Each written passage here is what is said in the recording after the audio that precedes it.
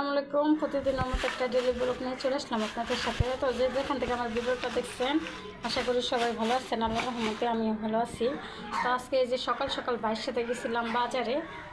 তো ভাই ছিল অসুস্থ থাকার কারণে আম্মু হলো হাসপাতালে, বাজার করবে কি, তো আমরা তো আর বাজারে বেশি যাই না অতটা এদিকে আমাদের এদিকে। তো ভাই নিয়ে গেছিলো।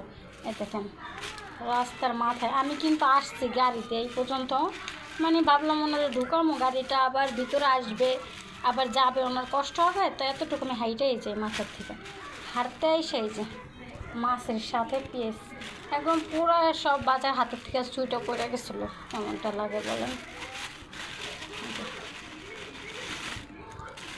তো রাস্তার মাঝে এমন আমার একটু লজ্জা লাগছে, মানুষ হাইটা হাইটা যাইতেছিলো আর আমি একটা একটা করে এগুলো পুরাইতেছিলাম।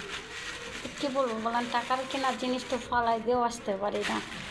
আর আমার ভাই শখ করে আসছে কী মাছ আনছে, ভাজা খাবে অনেক দিন পরে। এইসব আপনারা ভাববেন একদম সস্তা, কিছু করার নেই। তাই অনেক দিন পরে এই মাছগুলো কেনা হইলো ভাজা খাওয়ার জন্য, শুধু তরকারি রান্না করার জন্য না, এই যে ভাজা খাওয়ার জন্য। এই দেখা যায় নরম হয়ে গেছে, তারপরও 200 টাকা 180 টাকা কেজি বলে। কী খাবে মানুষ, কী খাবে। আর এই যে 2টা করলা নিয়ে আসছি, বলছি 2টা করলা নিয়ে দিল ভাজি খাবো না, তো এই যে করলা 2টা নিয়ে দিচ্ছে, আমি বলছি একটা নিতে, ও 2টাই নিয়ে দিচ্ছে। তো কী করবো। আর সিমের কথা শুনলে আপনারা হাসবেন, মানে আমার ভাই নিতে চায়, আমি বলি না এত দাম সিমের, এত দাম দিয়ে সিম খাওয়ার দরকার নেই। বলছে কী হয়েছে, এক পা নেই, কী সমস্যা। পরে এই যে এক পা সিম আর কাঁকড় নিয়েছি, টমেটো বলতেছে টমেটো, কিন্তু আমি বলছি না টমেটো নেওয়া যাবে না, বাজারের লোকে হাসতেছে আমার কথা শুনে না। তা আমি না কিপটা এটা বলতেছে, বলে না এত দাম, প্রচুর দাম চাই, কীভাবে কিনবো। আর এইখানে এই যে কই মাছ আমার বোনে বলে সবসময় আমি ওটা ফাঁসাই দিই মাছ কোটার জন্য, এবার আমি ফাঁসে গেছি, কারণ আমি তো কই মাছ অতটা কুটি না কোনো সময়। তো দেখা যাক ইনশাল্লাহ আমি কাটবো, এটাও দেখাবো। মানুষ ইচ্ছা করলে সব কিছুই পারে। আর এখানে যে ডাল বসাই দিচ্ছে এক চুলায় আর ভাত বসাই দিচ্ছে এক চুলায়, এখন মাছ কুটে নেবো চলে। আর এই যে কই মাছ নিয়ে নিচ্ছি, দেখেন কই মাছটি এত তাজা করছে, 2টা এই যে আস্তে এইগুলোর এই করা লাগতেছে।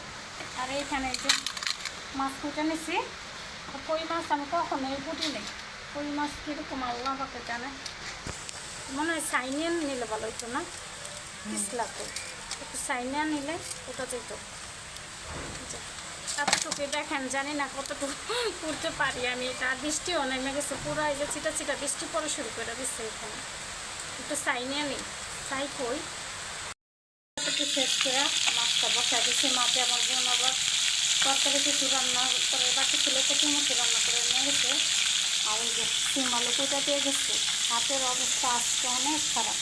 তো এক চুলা মাছ আর এক চুলা হলো এই যে ভাজার জন্য দিচ্ছি, আর এক চুলায় কষানোর জন্য দিয়ে দিলাম, তাড়াতাড়ি হয়ে যাবে দুপুরের খাবারটা।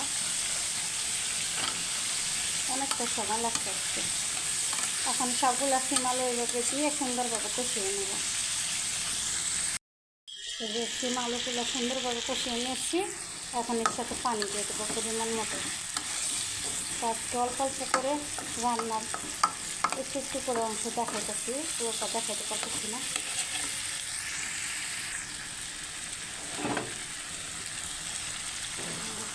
পরিমাণ মতো পানি দিয়ে দেবো।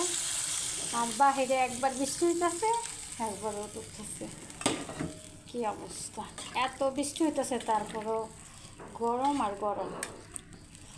এই যে এখন ঢাকনাতে ঢেকে দেবো এটাকে। তরকারিটা রান্না করা শেষ করে ফেললাম। তো আল্লাহ হাফেজ, সবাই ভালো থাকবেন। ভিডিওটা আমার এই পর্যন্তই।